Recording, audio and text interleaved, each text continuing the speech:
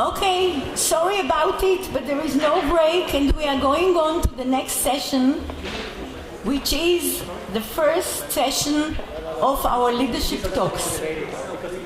I see here three of the speakers, Raya, Mrs. Kalenova, where is she? Please sit in the front row.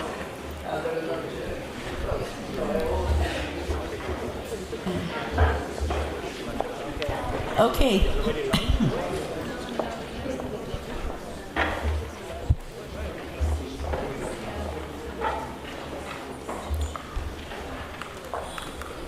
I will first, since this is the first session of our leadership talks, let me just explain on the name or on the behalf of the organizers the logic of the construction. And the construction, the structure of our 4 next days, today until Thursday, is in the morning what we call plenary talks, and these are being given by mainly the chairs of the panels. We have 16 panels, as you know, so it's 4, 4, and 4. And then leadership talks, which means that we have invited people, persons who are known personalities in the field, who are working and are what we call activists and practitioners who have their points heard and their work heard and appreciated. And we thank them all very much for coming. And then in the afternoon, we have the parallel sessions of the 16 panels. I'm sure you have all seen the program, and all of you would have loved to hear all of the panels, not just choose one and go there, but that's life. It is parallel. Okay.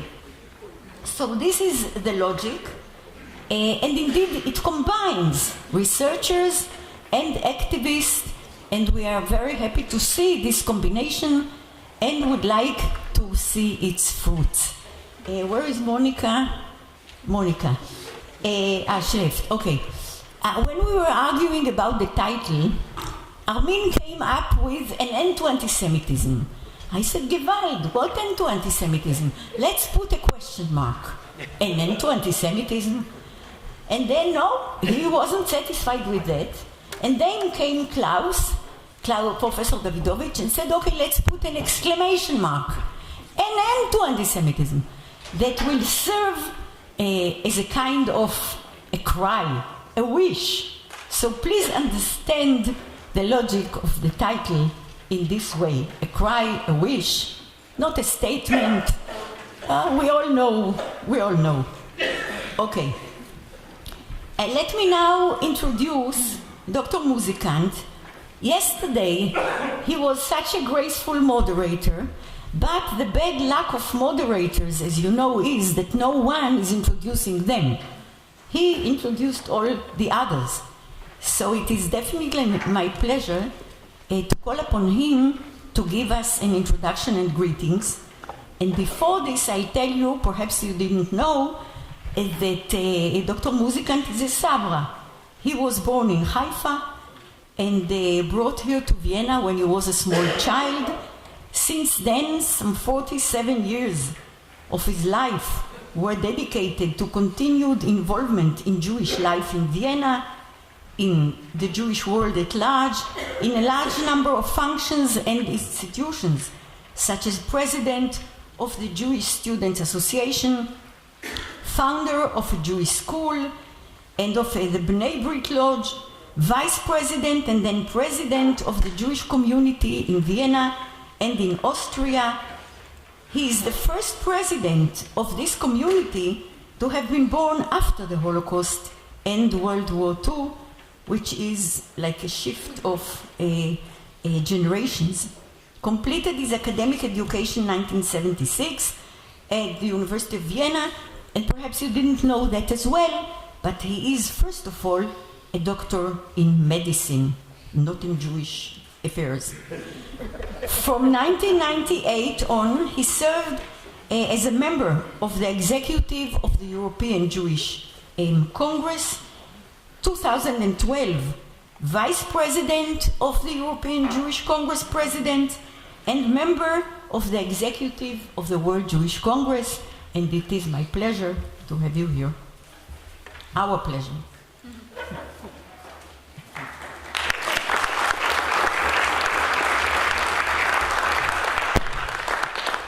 Thank you, Dina. Ladies and gentlemen, I don't know if all of you were present at yesterday's opening, so let me take the opportunity to welcome you again to this conference. And let me point out that yes, we had a lot of discussions concerning this title. I'm one of those who fought for the exclamation mark and not the question mark. I do realize, and Bernard Levy yesterday, and just a colleague before, has a lot of doubts. Well, let me explain my motivations for this conference and why this title. There are many of us who have been working as what we call professional Jews. For me, it's 48 years that I've been in all kinds of different positions, and we haven't gotten anywhere. If you look at what you've just seen and heard before, it means we have to admit that as far as antisemitism goes, we are losing the battle. And since we are responsible for the Jewish people, we should try and not lose this battle. So this is now a trial where the European Jewish Congress initiated, thanks to Dr. Moshe Kantor, that let's ask academia, let's ask our brains, let's ask our thinker, let's ask the people who know the theory to give us practical advice, to deliver means, strategies, and concepts to fight antisemitism. I am not naive to think that we are going to win this battle tomorrow or in our lifetime, but doing nothing and seeing the figure you just saw before can't be. We have to change the course of action. So, European Jewish Congress will, at the end of this conference, together with the organizer of this conference, present a handbook. We'll distribute it at the European Parliament, at the European institutions, at the European politicians. What I'm asking from you, please, with all freedom of academia, to please keep this goal in mind. It is great to discuss these things. It is great to look for explanations and reasons. It is great to give an overview. But at the end of this conference, we must produce something practical. We have to come out, as we say in German, from the ivory tower and give the Jewish politician and all the other politicians who want to put an end to antisemitism the right means and the right tools. So, if this conference will have a success, it will be such a handbook. And if we will maybe not put an end to antisemitism, we will do what Bernard Levy said yesterday. We will name the problem, we will respond to the problem, and we will counter-attack. This is, in 3 words, what Bernard Levy said yesterday, and he was completely right. Yes, there is the State of Israel. We are today, thanks to that, in a completely different situation as we were 80 plus years ago. But we are representing European Jewry. We, the European Jewish Congress, cannot tolerate a situation as it was just presented to you before. And this is our duty. And this is, with all respect, Natan, not Israel's duty, it is the duty of the Europeans. It is here that anti-Semitism is happening. It is here that the problems are. And we have to fight and we have to solve them. So, again, a very warm welcome to all of you, a very fruitful conference, and please keep in mind the goals of this conference. We have to come up with very specific answers how we, those who are at the forefront in different political and other institutions, can fight and win the battle. Thank you.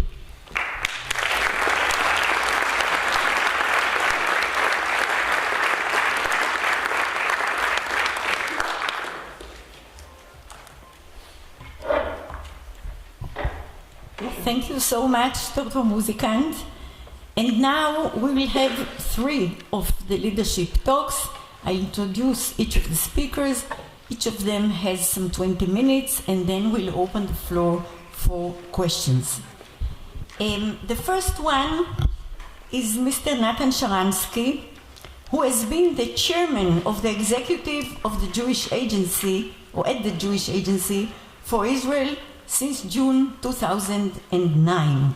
He graduated from the Moscow Institute of Physics and Technology with a degree in computer science.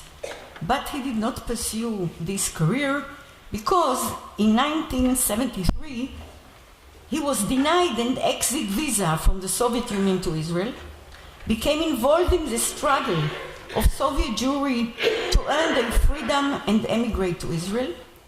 In 1977, Mr. Sharansky was accused by Soviet authorities of collaborating with the CIA and was sentenced to 13 years in prison, including solitary confinement and hard labor. After 9 years of imprisonment, no one knows how you did it. After 9 years of such imprisonment, due to intense international pressure and a campaign led by his wife, Avital Sharansky, Mr. Sharansky was released on February 11, 1986, and emigrated to Israel.